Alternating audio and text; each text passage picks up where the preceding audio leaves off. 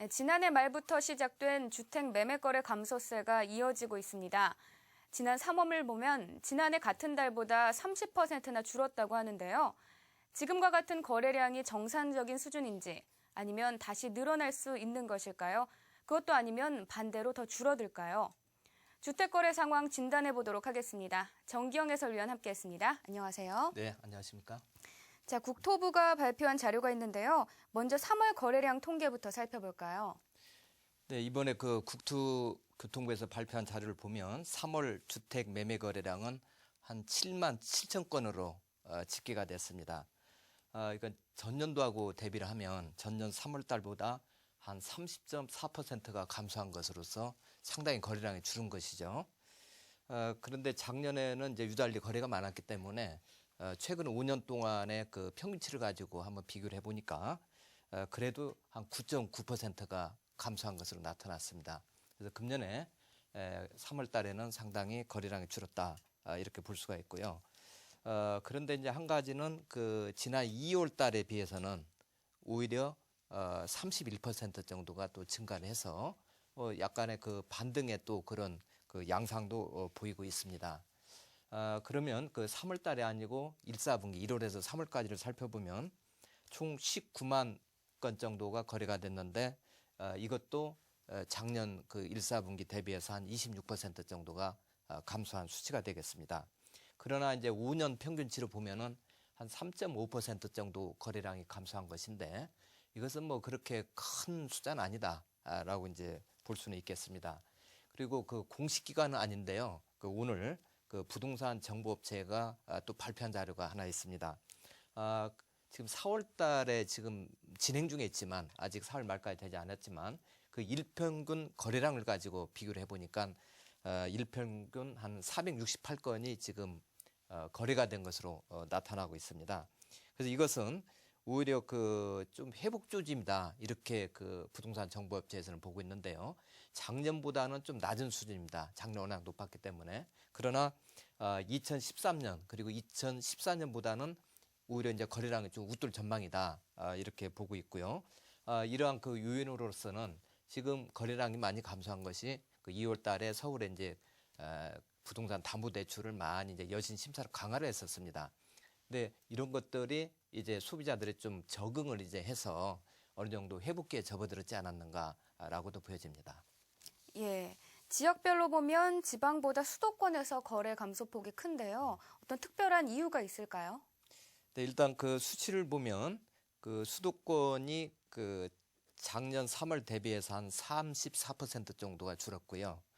지방은 26% 정도가 줄은 것으로 나타났습니다. 그래서 지방에 비해서 수도권 감소폭이 좀 큰 것으로 나타났는데 1, 4분기를 또 전체적으로 보면 수도권이 한 26.1% 감소했고 지방은 26.2% 감소를 했기 때문에 거의 또 동일 수준이 되겠습니다. 그래서 국토부 관계자는 이런 그 3월 매매 거래량 감소는 또 전월세 거래량과는 무관하다 이렇게 이야기를 하면서 그 주된 원인을 가계대출 규제 강화 그리고 대외 경제 환경이 그 여건이 악화가 됐다. 그리고 주택 가격 상승에 대한 기대 심리가 이제 꺾였다. 이렇게 보고 있습니다. 그런데 아직도 시장에서는 이게 약간 일시적인 현상일 수도 있다라는 그런 긍정론하고 이제는 이제 상당히 그 기운이 꺾여서 많이 가라앉을 수도 있다. 이렇게 좀 맞서는 그런 분위기입니다. 근데 주로 이제 부정적인 시각으로 이야기하는 사람들의 논리를 보면 실제 3월 그 전월세 거래량을 보면 과거 5년 평균치하고 좀 비슷한 것으로 나타나 있습니다. 그래서 이 주택 매매 시장이 전월세와는 관계없이 실제로 이제 분위기가 이축된 것이다. 이렇게 보고 있고요. 또 하나는 이제 그 지난달 그 주택 매매 거래량 감소를 단순 관망세가 아니다. 이제 5월이 되면 지방도 담보대출이 요건이 강화가 되는데 이럴 경우 지방까지도 상당히 이제 어려움이 올 것이다. 그러면 전국적으로 본격적인 조정 국면으로 들어갈 수도 있다. 뭐 이런 이야기가 있습니다. 근데 이런 부정론자 입장은 이제 그 수요가 전부 다 소진이 됐다. 그리고 이미 수요자들은 분양을 신청을 해서 지금 입주를 대기하고 있기 때문에 앞으로 부동산 시장이 크게 살아날 가능성이 전혀 없다. 있다라고 이제 보고 있는 것이죠. 네, 이어서 또 주택 유형별로 보면 아파트가 단독주택에 비해서 이 거래량 감소세가 눈에 띕니다. 이 전셋값에 지친 세입자들이 자금 부담이 적은 이 비아파트 주택을 구입하는 사례가 늘고 있다고 하던데 이와 좀 관련된 부분일까요? 예, 이것도 일단 수치를 보시면 그 아파트는 작년 3월 달보다 한 38% 정도가 거래가 감소했고요. 연립이나 다세대는 한 12% 정도가 거래가 감소했습니다. 그리고 단독이나 다가구는 한 11.3% 정도가 이제 감소를 했고요. 1, 4분기로 보면 아파트가 34% 감소, 연립 다세대 5.2%, 그리고 다가구나 단독은 한 2.5% 정도가 감소한 것으로, 그래서 아파트 감소폭이 훨씬 큰 것으로 나타나고 있죠.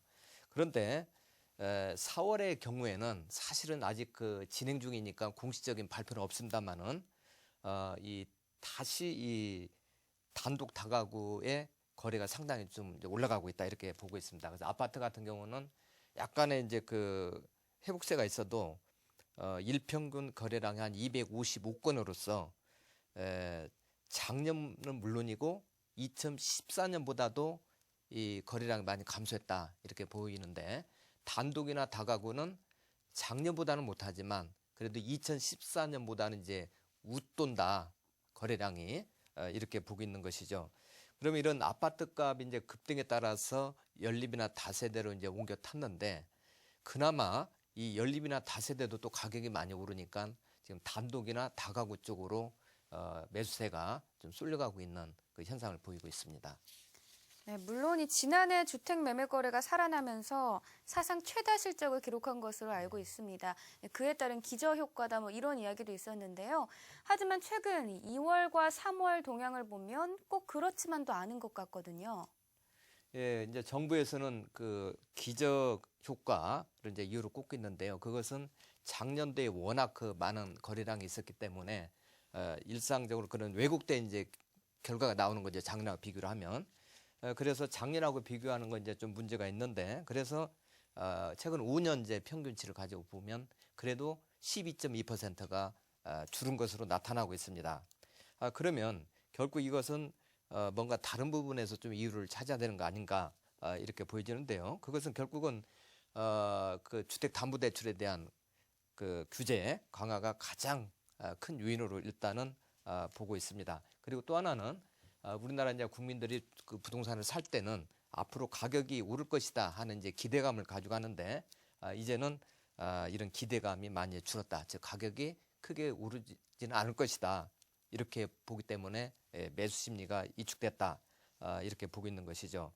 그래서 이제 특히나 내달부터 지방까지도 이 담보대출 규제가 강화가 되면 상당히 더 부동산 시장이 냉각되지 않겠는가, 뭐 이런 시각도 있습니다만은 또 숫자로 볼 때는 지난 11월부터 이 실거래가가 많이 이제 하락세를 좀 보이고 있다. 이런 부분들이 약간 어두운 요인으로는 일단 보고는 있습니다.